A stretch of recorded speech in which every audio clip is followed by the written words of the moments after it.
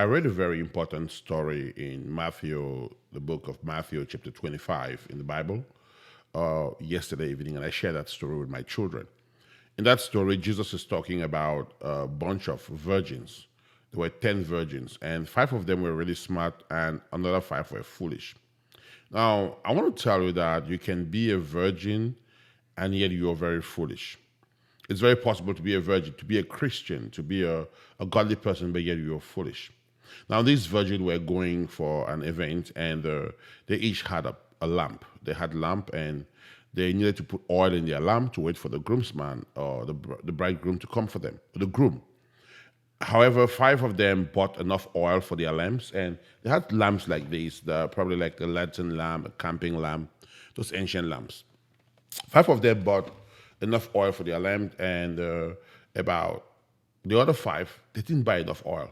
So in the middle of the night when they were sleeping, uh, the groom came, and only those with the oil in their lamp were able to make it to the event. Well, when they got up and they were about to leave, the five foolish ones were begging for oil. Oh, help me with oil. My lamp is off. I will not be able to make it to the event because I've lost my light.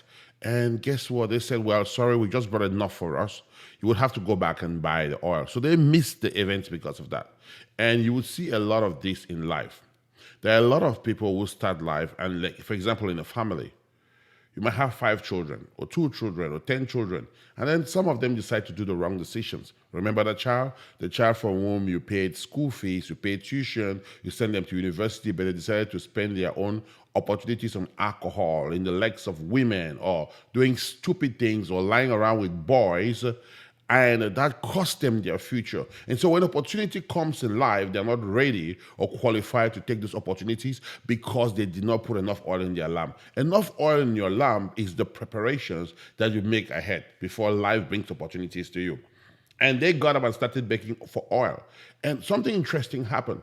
The wise virgin did not give their oil. They're like, you have to go buy your own oil. I'm not going to share my oil with you. A lot of people are going to drag you back in life.